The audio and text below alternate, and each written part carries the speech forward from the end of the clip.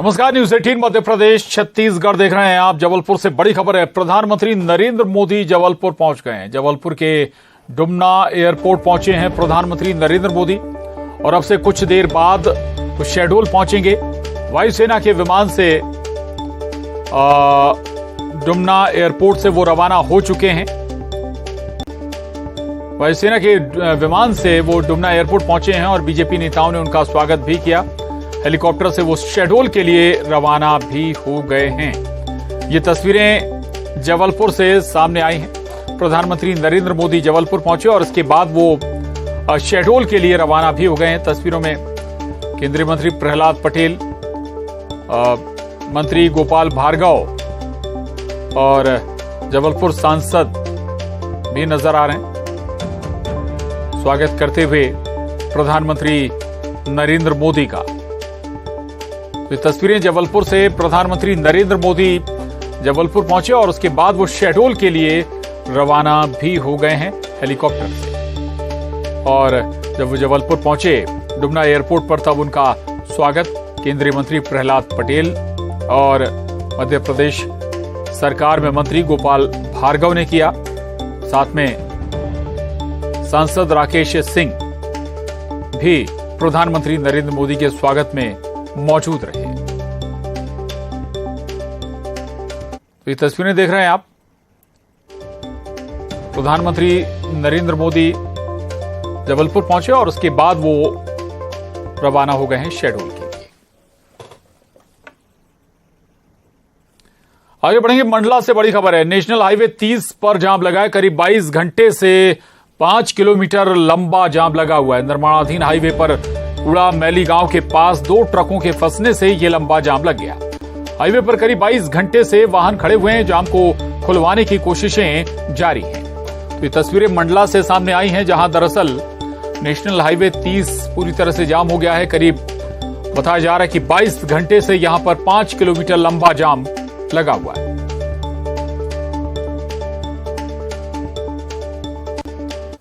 और इस वक्त आपको छत्तीसगढ़ लिए चलते हैं। राजनाथ सिंह रक्षा मंत्री छत्तीसगढ़ पहुंचे और इस वक्त रमन सिंह संबोधित कर रहे हैं, सुनेंगे। आज इस भूमि में, आपकी पवित्र भूमि में मैं अपना शीश झुकाता हूँ शहीद वीर मुंडाधर के चरणों में, शीश झुकाता हूँ अंबादेव के चरणों में, बूढ़ादेव के जयकारा लगाते हुए धनतेश्वरी माता से कामना करता हूँ आपके जीवन में खुशहाली आए, आपकी तरक्की हो।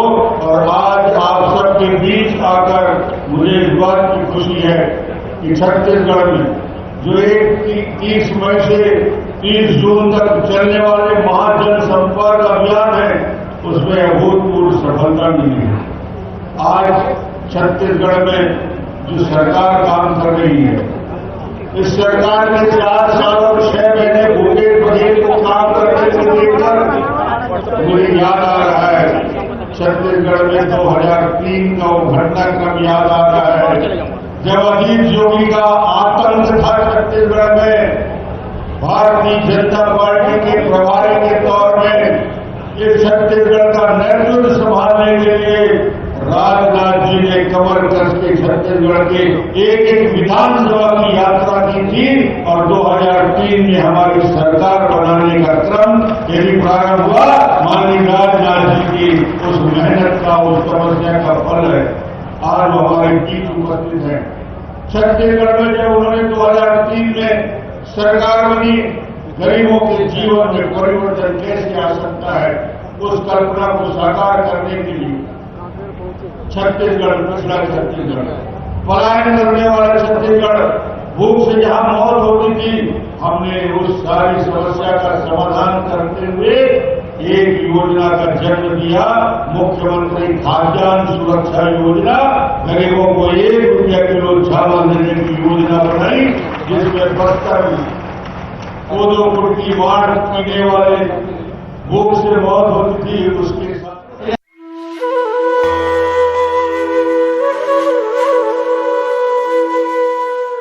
बाबा बर्फानी का द्वार भक्तों के लिए खुल गया है। अमरनाथ यात्रा शुरू हो गई है। बाबा अमरनाथ बर्फानी के भक्त पहलगाम और बालटाल के रास्ते पवित्र गुफा की ओर निकल पड़े हैं। यात्रा के लिए 3488 तीर्थ यात्रियों का पहला जत्था बेस कैंप से अपने अपने निर्धारित पॉइंट पर पहुंच गया था। दोनों रूट पर कड़े सुरक्षा इंतजाम किए गए हैं। दक्षिण कश्मीर के हिमालय की पहाड़ियों में 3880 मीटर की ऊंचाई पर स्थित बाबा की गुफा की 62 दिन की यात्रा में सुरक्षा और स्वास्थ्य को लेकर खास ध्यान रखा जा रहा है। काजीगुंड से नुनवान, पहलगाम और बालटाल आधार शिविरों तक अमरनाथ यात्रियों के पहले जत्थे को एक मजबूत सुरक्षा कवच के बीच ले जाया गया। काफिले की मुख्य जिम्मेदारी सीआरपीएफ को सौंपी गई है। हाईवे पर सीआरपीएफ, पुलिस और सेना के जवान मल्टी टियर सुरक्षा प्रदान कर रहे हैं। ड्रोन से नजर रखी जा रही है और संवेदनशील पॉइंट्स पर सीसीटीवी भी लगाए गए हैं। बालटाल आधार शिविर के रास्ते पंजीकृत यात्री श्रीनगर के लसजन और सादीपुरा स्थित यात्रा ट्रांजिट कैंप में कुछ देर रुके, जहां अधिकारियों ने उनका स्वागत किया।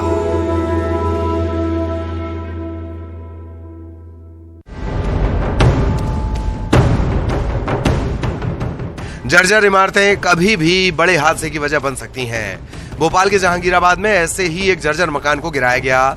ये 4 मंजिला इमारत जर्जर हो चुकी थी, जिससे किसी हादसे का खतरा था। बताया जा रहा है कि बिल्डिंग की नींव कमजोर हो गई थी, जिससे बिल्डिंग झुक गई। प्रशासन की टीम ने इमारत का मुआयना भी किया था। ऐसे में नगर निगम और जिला प्रशासन ने इसे गिराने का फैसला किया और बुलडोजर से मकान को गिराया गया।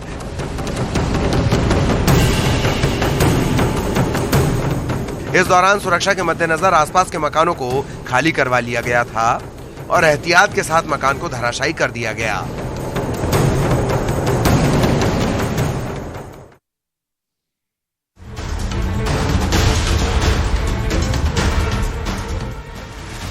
युवक पर दनादन बरसाए जा रहे हैं डंडे। ये तस्वीरें भोपाल की हैं, जहां कमला नगर थाना इलाके में युवक की पिटाई का वीडियो सामने आया है। इसमें 2 लोग बेरहमी से युवक की पिटाई करते नजर आ रहे हैं। इन तस्वीरों में देखा जा सकता है कि युवक जमीन पर गिरा हुआ है और आरोपी इस पर डंडे बरसा रहे हैं।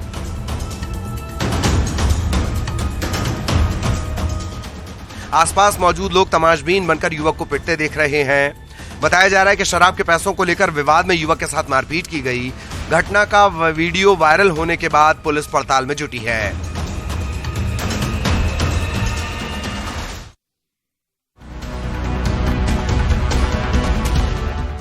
मुरैना में कोर्ट परिसर के बाहर से पुलिस की मौजूदगी में दिन दहाड़े एक युवक का अपहरण कर लिया गया।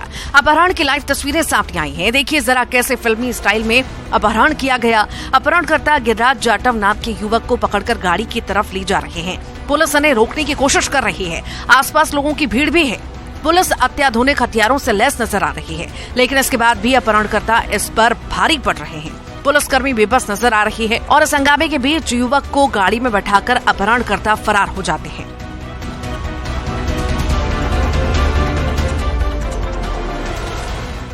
जिस शख्स का अपहरण किया गया वो दुष्कर्म का आरोपी था। पुलिस उसे सबलगढ़ न्यायालय में पेशी के लिए लाई थी। फरियादी भी बयान के लिए कोर्ट आए थे। इस दौरान उसका अपहरण कर लिया गया। हालांकि पुलिस ने आरोपी युवक को बाद में बरामद कर लिया, लेकिन ये घटना पुलिस पर सवाल उठा रही है।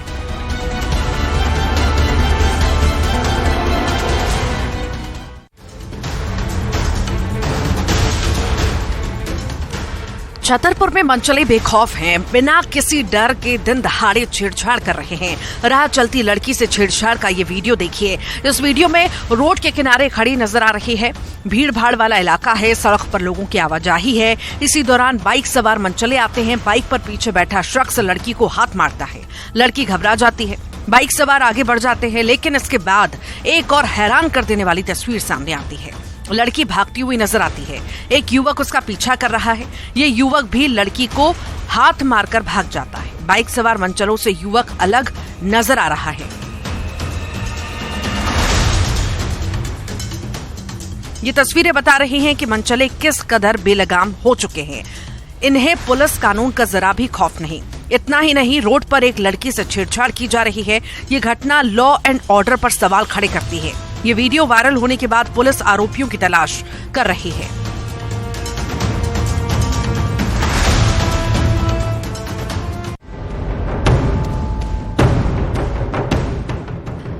चप्पलों की माला और मुंह पर कालिक। शिवपुरी में ग्रामीणों ने इसी तरह मनचलों को सबक सिखाया। मामला नरवर थाना क्षेत्र का है।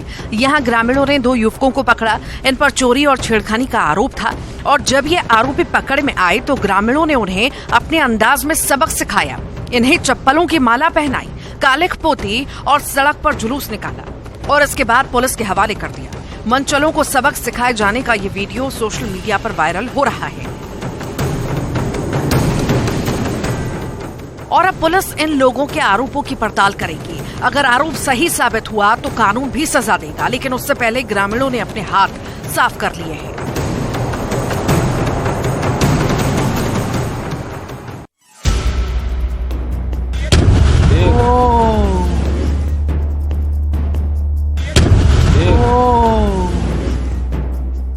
ग्वालियर के ढबरा में बड़ा हादसा टल गया। यहाँ कार में एलपीजी रिफिलिंग के दौरान ब्लास्ट हो गया। इस घटना का वीडियो सामने आया है। इन तस्वीरों में आग नजर आ रही है। आसपास लोग खड़े होकर इसे देख भी रहे हैं, लेकिन तभी जोरदार धमाका होता है। आग की ऊंची लपटें उठती हैं। मौके पर मौजूद लोग डरकर भागते हैं। बताया जा रहा है कि पिछोड़ तिराहा रोड पर गैस रिफिलिंग की जा रही थी। इस दौरान टैंक में ज्यादा गैस भरने से आग लग गई, जिसके बाद गैस रिफिलिंग कर रहा दुकानदार और वाहन चालक आगे भागे। आग लगने के बाद तेज धमाके के साथ गाड़ी का टैंक फट गया। गाड़ी के पंखच्चे उड़ गए। इस दौरान बड़ा हादसा हो सकता था। बताया जा रहा है कि घटना के बाद पुलिस प्रशासन ने कोई कार्रवाई नहीं की।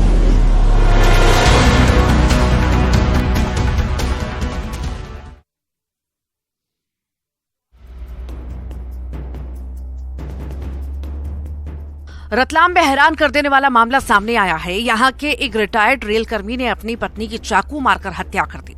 हत्या की वजह और भी हैरान करने वाली है। बताया जा रहा है कि राजकुमार मांझी नाम के शख्स ने अपनी पत्नी मधुमती से गुटखे के लिए पैसे मांगे थे। पत्नी ने जब पैसे देने से इनकार किया तो पति ने उसकी जान ले ली। बताया जा रहा है कि आरोपी शराब पीकर अक्सर पत्नी और बच्चे के साथ मारपीट करता था और शराब के नशे में ही उसने गुटखे के लिए पैसे मांगे थे। घटना के बाद पड़ोसियों और बच्चे की मदद से घायल महिला को रेलवे अस्पताल ले जाया गया, लेकिन महिला ने रास्ते में दम तोड़ दिया। घटना के बाद आरोपी घर में ही सो गया। हालांकि बाद में बेटे की शिकायत पर पुलिस ने आरोपी को गिरफ्तार किया।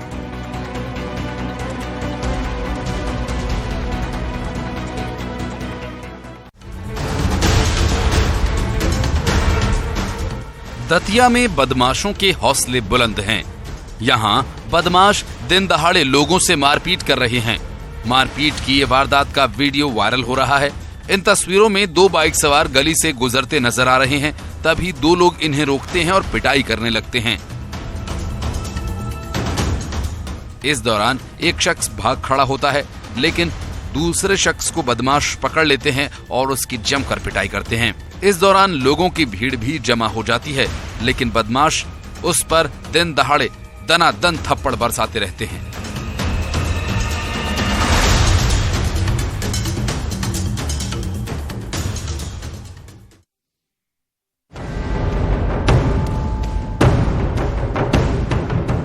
बहसबाजी, गाली गलौच, ये दुनिया की सबसे बड़ी पार्टी बीजेपी के नेता हैं, जो जनप्रतिनिधि के तौर पर जनता के सामने मिसाल पेश करने के बजाय लड़ाई झगड़ा करने और धारा प्रवाह गालियां देने की अपनी क्षमता का प्रदर्शन कर रहे हैं।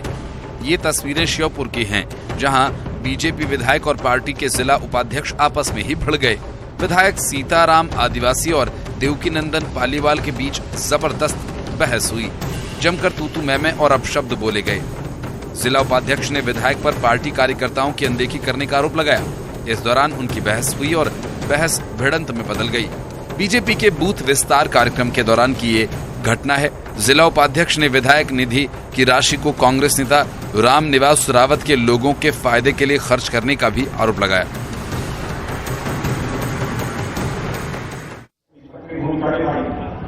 देवीलाल जी दुग्गा, पूर्व विधायक श्री भोजराज जी नाग, पूर्व विधायक श्री सतीश जी लाठिया, जिलाध्यक्ष कांकेर, श्री दिनेश कश्यप, पूर्व सांसद श्री शशि पवार जी, जिलाध्यक्ष धमतरी, श्री दिनेश अरोड़ा, जिलाध्यक्ष कोंडागांव, श्री कृष्णकांत पवार जी, जिलाध्यक्ष बालोद और श्री यशवंत जैन, जिला प्रभारी कांवड़े। और इस सभा में मौजूद मेरे सभी सम्मानित भाइयों एवं भाइयों, सबसे पहले मैं कांकेर बख्तर की माटी से आप सब मन के जोहार करे से मां बंतेश्वरी वे सादर प्रणाम करे से ये माटी वीर गुंडाधूर वीर जयराज महाराजा प्रवीर भंजदेव जंतु दादा और धर्मू दादा सबके नमन करे से उन सब बलिदानी मत के सूरता करे से मेरे बहन भाइयों, लंबे अरसे के बाद कांकेर में किसी सार्वजनिक सभा को संबोधित करने के लिए आप सबके सामने खड़ा हुआ। इसके पहले 2 बार मैं कांकेर में सभाओं को संबोधित कर चुका, बहुत देर में आया, लेकिन आप सबका आशीर्वाद है कि पूरी तरह से दुरुस्त आप सब लोगों के बीच में आया।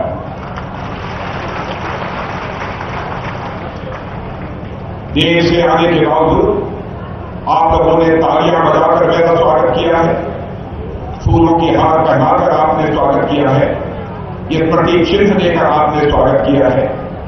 लेकिन भारत की परंपरा है और शिष्टाचार का तकाजा भी है कि स्वागत अभिनंदन अथवा राम राम या जोहार या सलाम दुआ कभी एक तरफा नहीं होना चाहिए। इसलिए मैं भी अपनी तरफ से शीश झुकाकर आप सभी बहनों भाइयों का हार्दिक अभिनंदन करता हूं। आप सभी का स्वागत है। मेरे बहनों भाइयों, माता दंतेश्वरी की पवित्र भूमि कांकेर की धरती को मैं एक बार पुनः शीश झुकाकर नमन करता हूं। जिला कांकेर समेत पूरे बस्तर का यह इलाका प्राकृतिक सौंदर्य और संसाधन की दृष्टि से पूरे भारत में जाना और माना जाता है। बस्तर का यह पूरा क्षेत्र मैं अच्छी तरह जानता हूं। केरल का जो राज्य है इस देश का, उससे भी कहीं बड़ा है। और मुझे याद है जब मैं पहली बार छत्तीसगढ़ आया था, मुझे राज्य ने, मुझे केंद्र ने यहां का प्रभारी बनाकर भेजा। नया नया राज्य बना, मगर कांग्रेस के कुशासन से उस समय छत्तीसगढ़ की जनता जूझ रही थी। कांग्रेस की हुकूमत थी, भ्रष्टाचार था, जुल्म था, अत्याचार था, लोग त्रस्त थे। अरे कांग्रेस के उस समय नेताओं के खिलाफ बोलने की लोग हिम्मत नहीं करते, ऐसी हालत उस समय थी। हमने 2003 के विधानसभा चुनाव में परिवर्तन करा के यहाँ के सभी कार्यकर्ताओं को साथ देकर डॉक्टर रमन सिंह जी को इस छत्तीसगढ़ की भारतीय जनता पार्टी ने बागडोर सौंपी।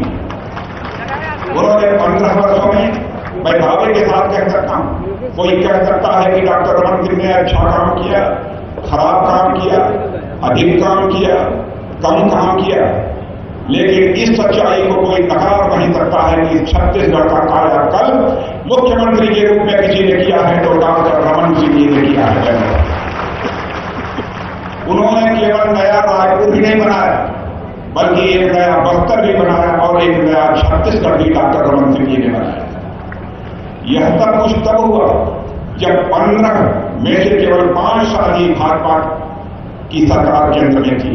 यानी डबल इंजन की का जो पावर मिलना चाहिए वह लगातार 15 वर्षों तक इनको नहीं मिला, केवल 5 वर्षों तक मिला था। इसके बावजूद उन्होंने छत्तीसगढ़ को बढ़ाया, उन्होंने छत्तीसगढ़ को सजाया, उन्होंने छत्तीसगढ़ को संवारा और देश का एक प्रगतिशील राज्य बनाने का काम यदि किसी ने किया है तो आपने डॉक्टर रमन सिंह जी ने किया। मगर 2018 के विधानसभा चुनाव में आप लोगों ने जनादेश देकर सरकार बदल दी, क्योंकि आप लोगों ने उस समय कांग्रेस की कुछ गारंटियों पर भरोसा कर लिया। कांग्रेस के लोगों ने यह गारंटी दी कि हम आएंगे, यह कर देंगे, वह कर देंगे। आपको लगता था कि नई सरकार बनेगी और अधिक तेजी से काम हुआ, लेकिन आप जानते हैं नतीजा ठीक उसका उल्टा हुआ। मेरे बहनों भाई, आपने सोचा था कि प्रदेश सरकार बदल कर हम एक बार नई सरकार का भी स्वाद चख लें, इस चक्कर में आपने डॉक्टर रमन सिंह की सरकार को बदल दिया। लेकिन स्वाद इस सरकार का कैसा है यह मुझे बताने की जरूरत नहीं है, इसका अनुभव आप स्वयं करते हैं।